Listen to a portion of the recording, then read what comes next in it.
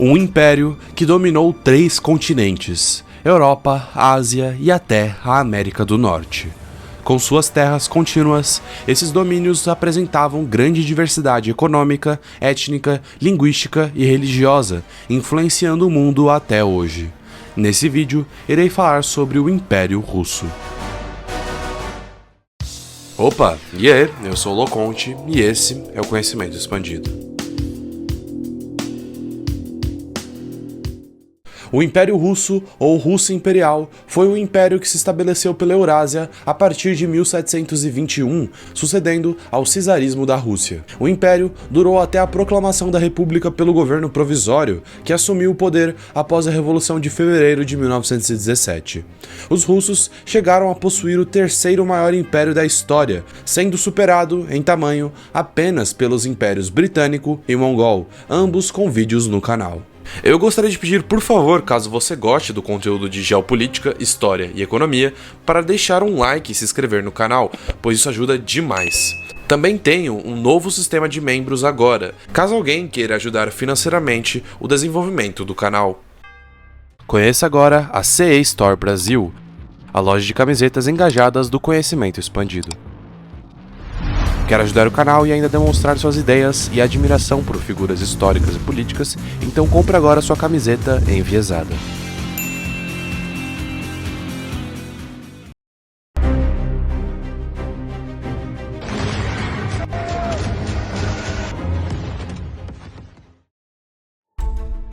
O período anterior ao Império Russo é chamado de Czarismo da Rússia, sendo criado em 1547, quando Ivan IV, ou Ivan o Terrível, assumiu o título de czar. Esse termo tem origem da palavra romana César, que era um título político que indicava aquele a quem eram delegados os poderes de governo.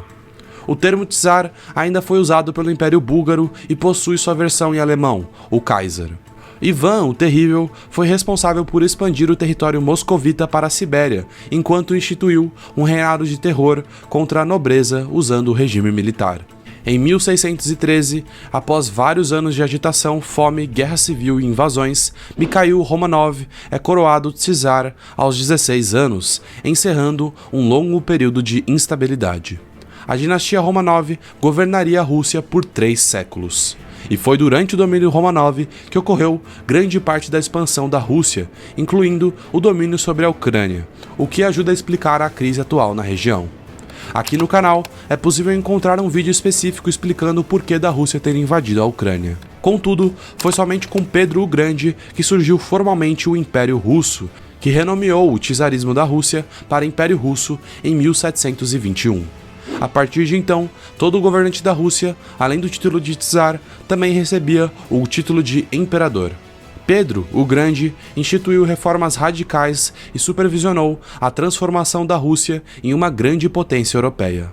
A ascensão do Império Russo coincidiu com o declínio das potências rivais vizinhas, o Império Sueco, a Polônia e Lituânia, a Pérsia e a China Qin. A religião estatal do Império Russo era o cristianismo ortodoxo. O status religioso mudou com a base das políticas dos imperadores, e a tolerância religiosa e a falta dela basearam-se substancialmente na classe social e na geografia durante a expansão do império. Todas as religiões não ortodoxas foram formalmente proibidas de fazer proselitismo dentro do império. Economicamente, a Rússia imperial sempre estava em um estado contínuo de crise financeira. Papel moeda foi constantemente emitido para pagar guerras caras, causando inflação. O déficit do governo ainda exigiu empréstimos, principalmente de banqueiros em Amsterdã. Socialmente, o Império Russo era predominantemente uma população rural, espalhada por vastos espaços. De sua criação até o século XX, 80% da população era camponesa.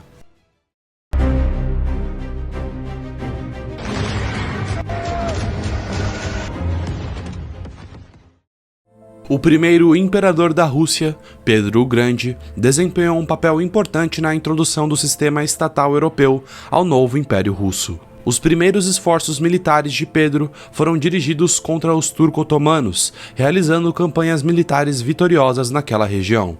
Após isso, sua atenção se voltou para o norte, uma vez que a Rússia carecia de um ponto marítimo seguro, visto que os portos russos ficavam congelados durante 9 meses por ano. As ambições de Pedro por uma janela para o mar o levou a conduzir a Grande Guerra do Norte, que terminou quando a Suécia exausta pediu paz com a Rússia.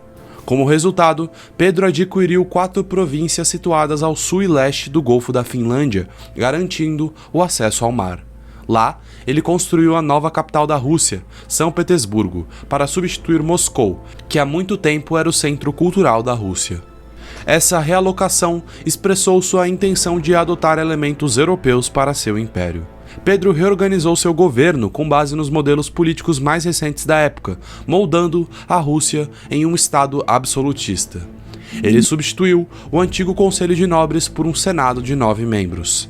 O campo foi dividido em novas províncias e distritos, e assim as receitas fiscais triplicaram ao longo de seu reinado. Como parte da reorganização de Pedro, ele também promulgou uma reforma da Igreja. A Igreja Ortodoxa Russa foi parcialmente incorporada à estrutura administrativa do país, tornando-se efetivamente uma ferramenta do Estado. Pedro o Grande morreu em 1725, deixando uma sucessão instável. O próximo monarca mais influente do Império Russo foi a Catarina II, que chegou ao poder em 1761, depois de efetuar um golpe de estado contra seu marido impopular. A imperatriz Catarina a Grande continuou a expansão e modernização do império. Ela também foi considerada uma dépota esclarecida, com um papel fundamental no iluminismo russo. Isso pode ser visto quando uma grande revolta camponesa aconteceu em 1773. Inspirado por um cossaco, os rebeldes começaram a tomar Moscou, mas foram reprimidos. Em vez de impor a punição tradicional de esquartejamento, Catarina emitiu instruções secretas para que fossem executadas sentenças de morte mais rápidas e com um mínimo de sofrimento. Embora estes gestos tenham atraído muita atenção positiva para Catarina durante o Iluminismo, o espectro da revolução e da desordem continuou a assombrar ela e seus sucessores. A fim de garantir o apoio contínuo da nobreza, essencial a seu reinado, Catarina foi obrigada a fortalecer sua autoridade às custas dos servos e outras classes mais baixas. Apesar disso, Catarina acreditava que a servidão deveria ser eventualmente terminada, inclusive dizendo: "Os servos são tão bons quanto nós", um comentário recebido com desgosto pela nobreza. No campo militar, Catarina avançou às fronteiras sul e oeste da Rússia, travando com sucesso guerras contra o Império Otomano e incorporando territórios da comunidade polaco-lituana. Na época de sua morte, em 1796, a política expansionista de Catarina fez com que a Rússia se tornasse uma grande potência europeia.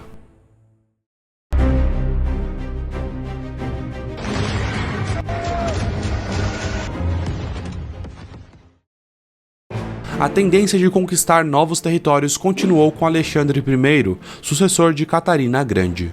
E foi durante esse monarca que a Rússia viveu as Guerras Napoleônicas, quando em 1812 o imperador francês lançou uma invasão aos russos. Porém, esse movimento foi catastrófico para a França, cujo exército foi dizimado durante o inverno russo. Embora Napoleão tenha chegado a Moscou, a estratégia de terra arrasada dos russos impediu que os invasores se estabelecessem no país. Quando as forças de Napoleão recuaram, as tropas russas os perseguiram até os portões de Paris.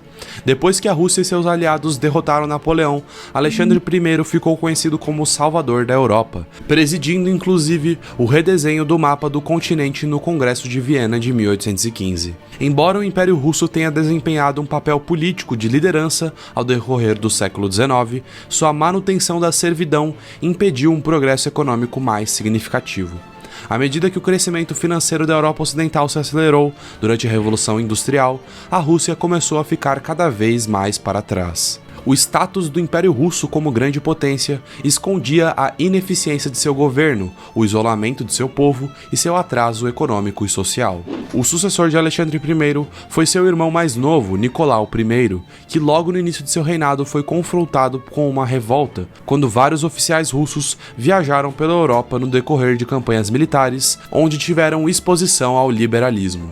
O resultado foi a Revolta Dezembrista de 1825, que foi facilmente esmagada, mas fez com que Nicolau se afastasse do programa de modernização russo. Para reprimir novas revoltas, a censura foi intensificada, incluindo a vigilância constante de escolas e universidades.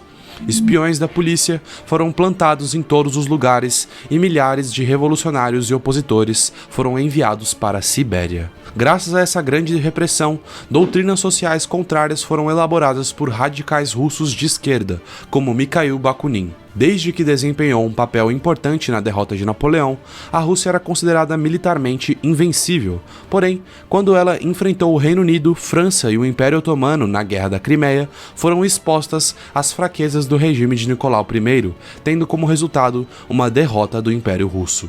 Nicolau foi sucedido pelo imperador Alexandre II, subindo ao trono em 1855 com o desejo de reforma. Na época, no Império Russo haviam mais de 23 milhões de servos em condições precárias.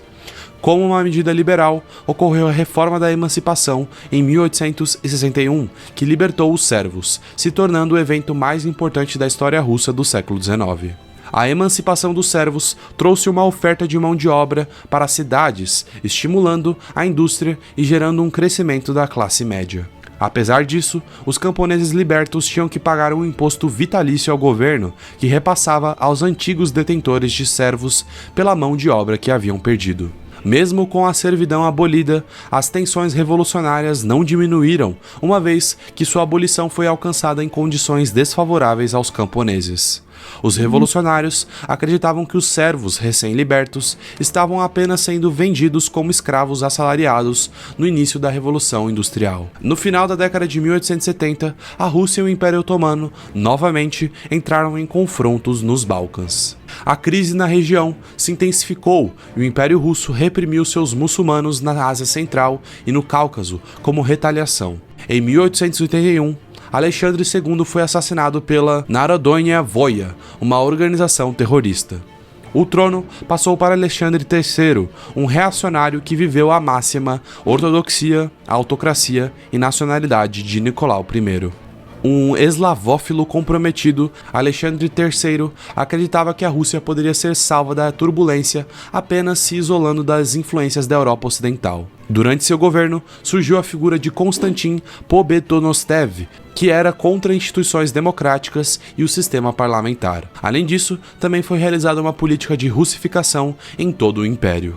No final do século XIX, a área do Império Russo era de cerca de 22 milhões de quilômetros quadrados, ou quase um sexto da massa terrestre, sendo o único rival em tamanho na época o Império Britânico, que possui um vídeo próprio aqui no canal. Os russos, inclusive, chegaram a ter o Alasca como colônia e também estabeleceram assentamentos no Havaí e até o sul da América do Norte, como na Califórnia. Contudo, de uma forma geral, os russos diferiam dos impérios coloniais de sua época. Enquanto o Reino Unido e a França possuíam impérios intercontinentais, a Rússia se manteve basicamente em uma linha contínua de terra. O resultado disso foi que, enquanto os impérios ocidentais declinavam no século XX, grande parte do Império Russo permaneceu unido.